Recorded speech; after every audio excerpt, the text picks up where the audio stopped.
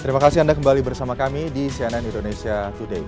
Resesi yang ditandai dengan pertumbuhan ekonomi negatif selama 2 kuartal berturut-turut sempat menjadi momok dunia akibat pandemi COVID-19. Resesi membawa berbagai dampak sosial ekonomi krusial, kemiskinan, pengangguran, kenaikan harga, hingga gejolak pasar keuangan. Stimulus ekonomi jumbo harus dikeluarkan untuk kembali membalikkan ekonomi ke arah positif dan mencegah resesi. Baru-baru ini investor dibuat cemas dengan munculnya kembali tanda-tanda resesi di Amerika Serikat. Gejala resesi juga terlihat dari Eropa imbas perang yang terjadi antara Rusia dan Ukraina. Apa saja tanda-tanda yang terlihat tersebut kami bahas pagi hari ini untuk Anda dalam tanda-tanda resesi Amerika Serikat dan Eropa yang mulai muncul begitu ya. Tadi seperti saya katakan sebelumnya bahwa resesi ini adalah pertumbuhan ekonomi negatif 2 kuartal berturut-turut begitu ya. Ini sudah mulai diantisipasi kenapa sudah ada penelitian sebuah riset yang dilakukan oleh analis begitu ya yang melihat adanya inverted yield curve atau kurva obligasi terbalik begitu ya. Ini salah satunya menjadi tanda-tanda resesi. Kenapa? Karena dari tahun 1955 sampai tahun 2018 ini sudah menjadi sebuah hal yang pasti begitu ya bahwa inverted yield curve ini menjadi sebuah alarm akan masuknya sebuah negara ke fase resesi begitu. Nah, ini dia kita lihat selanjutnya ya. Apa saja yang sudah terlihat? Kurva terbalik imbal hasil obligasi inverted yield curve. Jadi kalau kita ketahui adanya resesi ataupun penurunan ekonomi 2 kuartal berturut-turut ini kan akan membawa risiko ya kepada aset-aset ekuitas, risiko ekuitas sehingga nantinya aset-aset safe haven ini akan naik lagi. Kita sudah mulai melihat kemarin ya bagaimana nilai tukar rupiah terhadap dolar, kemudian juga emas dan juga yen Jepang begitu ya. Ini adalah 3 aset safe haven yang nilainya diuntungkan jika ada terjadi resesi atau terjadi gejolak ekonomi. Para investor cenderung lebih mencari aset-aset yang lebih aman dibandingkan aset-aset berisiko. Sudah terlihat juga bagaimana kemudian saham obligasi di negara-negara seperti Amerika Serikat, di Eropa begitu bahkan merembet juga ke Asia. Ini sudah mulai turun karena adanya ketakutan adanya resesi ini begitu. Selain juga memang ada faktor-faktor lain seperti tekanan harga minyak, kemudian juga tekanan terhadap komoditas dan juga invasi Rusia ke Ukraina. Kita lihat ya, kurva imbal hasil obligasi yang terbalik. Oke, kita bahas soal inverted yield curve ini ya.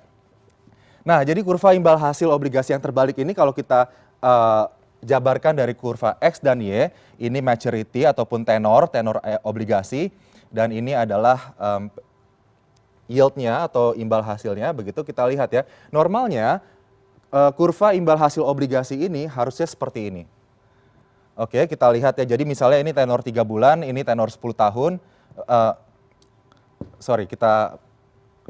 Nah, jadi begini ya. Ini X, ini Y, ini maturity, ini dan juga yieldnya harusnya seperti ini ya. Nah, jadi harusnya kurvanya itu naik ke atas begini. Nah, tapi kalau misalnya inverted terbalik, kurvanya menjadi seperti ini. Nah, ini yang terjadi inverted tuh di sini.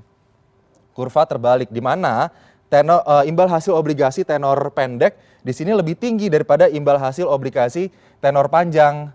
Begitu. Kenapa? Karena investor di sini lebih cenderung untuk percaya trust kepada imbal hasil obligasi jangka panjang karena ada ketakutan jika ada gejolak ekonomi, ada ketidakpastian ekonomi, ada perang yang sedang berkecamuk, pandemi COVID-19 kemarin. Begitu nantinya untuk obligasi adanya default risk ya di obligasi ini ditakutkan nantinya untuk obligasi tenor pendek ini akan terjadi gagal bayar. Nah, jika terjadi gagal bayar artinya harus ada intervensi dari pemerintah, dari bank sentral begitu. Karena ditakutkan gagal bayar ini akan menyebabkan kemunduran ekonomi. Dari kemunduran ekonomi kemudian bisa menjadi inflasi yang tinggi tidak dibarengi dengan kemampuan beli masyarakat, begitu nanti akan menyebabkan resesi. Begitu ya, resesi ini dampaknya lebih panjang lagi, kemiskinan, pengangguran, pemangkasan tenaga kerja. Kita lihatlah bagaimana kemudian ekonomi Indonesia harus struggling sangat besar pada tahun 2020-2021 akibat COVID-19, akibat kita 2 kuartal berturut-turut masuk ke dalam resesi begitu ya. Kita lihat kemudian ada pengetatan kebijakan The Fed. Nah, artinya karena inflasi yang sangat tinggi ya akibat resesi, kita lihat inflasi sekarang di US 7,5%. Oke, nah ini menjadi inflasi tertinggi dan juga sepanjang sejarah Amerika selama 40 tahun terakhir. Nah, inflasi tertinggi ini harus di-tackle, harus dilawan dengan kebijakan The Fed, pemangkasan The Fed. Seperti kita ketahui begini, jika resesi terjadi pada tahun lalu, maka The Fed melakukan adanya pelemahan ekonomi, The Fed lalu melakukan pelonggaran ya, relaksasi stimulus besar-besaran begitu untuk kemudian menormalkan kembali ekonomi. Begitupun Indonesia, ada counter cyclical yang dilakukan oleh pemerintah kita dengan APBN kita agar kemudian ekonomi bisa on the track lagi begitu. Pada saat kemudian terjadi ini, inflasi tinggi 7,5% di Amerika, kemudian The Fed melakukan pengetatan kebijakan atau tapering off. Nah, tapering off ataupun pemangkasan stimulus ini ya, kemudian ini diantisipasi oleh pasar karena akan kemudian menyebabkan banyak sekali konsekuensi-konsekuensi yang mengikutinya nantinya. Kita lihat kemudian juga kenaikan suku bunga acuan di Amerika Serikat. Kenaikan suku bunga acuan yang lebih agresif ini tentunya bisa menjadi pemberat juga ya, sentimen negatif juga bagi pasar. Kenapa? Karena dengannya kenaikan suku bunga acuan yang tinggi ini memang di satu sisi harus dilakukan. Kenapa? Karena kenaikan suku bunga acuan ini dilakukan untuk menekan inflasi, untuk menekan uang yang beredar di masyarakat. Diharapkan dengan adanya kenaikan suku bunga acuan, maka masyarakat lebih mau untuk menyimpan uangnya, untuk menabung begitu ya. Dan sehingga nantinya inflasi ini bisa turun. Kenaikan harga barang ini bisa turun, kemudian akan berdampak kepada ekonomi di Amerika Serikat. Namun bagi pasar saham, bagi pasar-pasar berisiko, bagi obligasi begitu, kenaikan bunga acuan ini bukan menjadi hal yang cukup menggairahkan lah ya bagi pasar-pasar modal yang berisiko seperti saham dan juga obligasi. Terlihat bahwa kemarin Dow Jones dan juga saham-saham di Eropa mencatatkan pelemahan ya, mayoritas mencatatkan pelemahan karena menanti bagaimana kebijakan yang akan diambil oleh Bank Sentral Amerika Serikat terhadap tanda-tanda yang sudah mulai terlihat di sana ini ya. Nah, kita lihat bagaimana inflasi di Amerika Serikat saat ini. Nah, ini dia datanya. Jadi dari tahun 2018 2,1%, kemudian 2019 2,2%. Kita lihat di sini Maret 2022 yang baru saja secara year on year pada Maret ya. Ini sebesar ini 7,5% ya. 7,5%. Nah, ini yang harus diredam. Kenapa? Karena tadi jika inflasi terlalu tinggi nanti dampaknya kepada perekonomian karena tidak sebanding dengan bagaimana jumlah tenaga kerja, kemudian juga upah dari buruh, upah petani, begitu ya.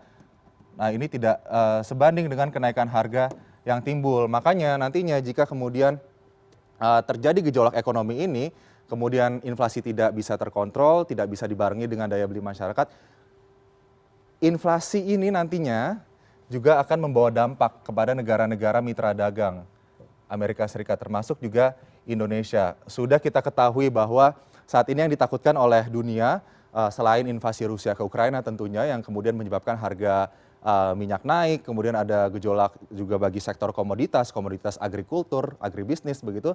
Tapi juga kita ketahui ada disrupsi pasokan. Karena kan negara itu harus melakukan ini ya, ekspor impor. Hubungan dagang internasional itu harus terbentuk begitu ya. Jika kemudian ada krisis di sebuah negara, ada pembatasan yang dilakukan, pengetatan stimulus ekonomi begitu yang menyebabkan kemudian beragam harga naik, nanti ditakutkan ada disrupsi pasokan atau gangguan terhadap pasokan global. Begitu ya, nanti akan mempengaruhi kita semua karena mau tidak mau Amerika Serikat, Eropa, Tiongkok begitu raksasa-raksasa ekonomi di dunia ini merupakan mitra dagang terbesar juga bagi Indonesia begitu.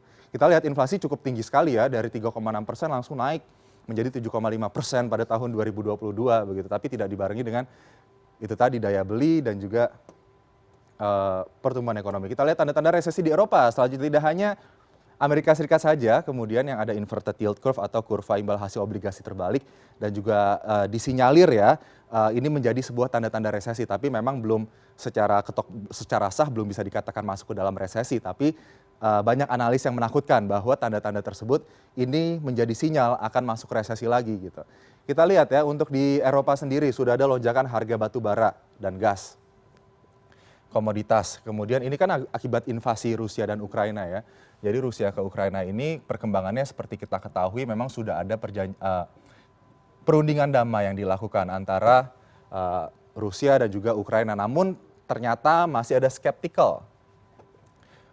skeptis ya dari Amerika Serikat, di mana kemarin juga Amerika Serikat baru saja mengeluarkan cadangan minyak daruratnya Cadangan minyak darurat Amerika Serikat baru saja dikeluarkan begitu karena seperti kita ketahui ada disrupsi pasokan akibat Rusia Ukraina invasi ini ya. Dan ini untuk mengantisipasi bagaimana kelangkaan minyak, kenaikan harga minyak karena Rusia ini salah satu negara pengekspor minyak besar juga. Kemudian kita lihat ada gangguan pada aliran pasokan dan agribisnis. Tidak bisa dilepaskan ya bahwa ini Eropa ini ketergantungan dengan Rusia dan juga Ukraina di sektor agribisnis apa saja jagung, kemudian juga ada sereal begitu. Nah, ini membuat negara-negara ekonomi raksasa di Eropa, Jerman, Perancis ini sudah mulai menyuarakan bahwa mereka sudah merasa kesulitan mendapatkan komoditas-komoditas pangan tersebut ya.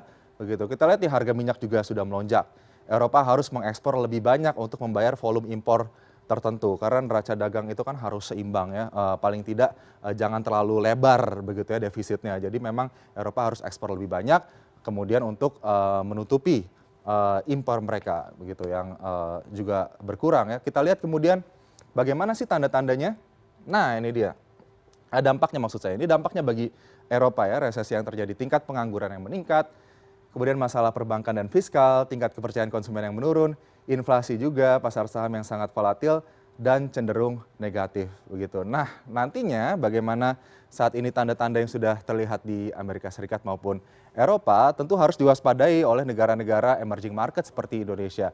Bank Indonesia harus melakukan kebijakan melihat bagaimana nanti malam akan ada pengumuman di Amerika Serikat terkait bagaimana kebijakan The Fed terkait suku bunga acuan dan juga pengetatan ekonomi yang akan dilakukan. Nah, ini akan dilakukan, disesuaikan oleh Bank Indonesia agar negara kita yang saat ini ya fundamental ekonomi kita dipuji, Indonesia fundamental ekonomi kita bagus, surplus neraca dagang, pertumbuhan ekonomi positif, inflasi kita sejauh ini masih terjaga begitu. Akibatnya memang saat ini kita lihat aliran asing banyak masuk ke instrumen pasar saham Indonesia maupun obligasi begitu karena fundamental kita, karena negara kita yang dipuji dengan penanganan pandemi COVID-19 sehingga kita bisa mengendalikan ekonomi dengan baik. Artinya jika sudah terlihat tanda-tanda ini harus ada yang dilakukan lagi oleh pemerintah Indonesia agar kita tidak terseret adanya tanda-tanda resesi di raksasa ekonomi ini.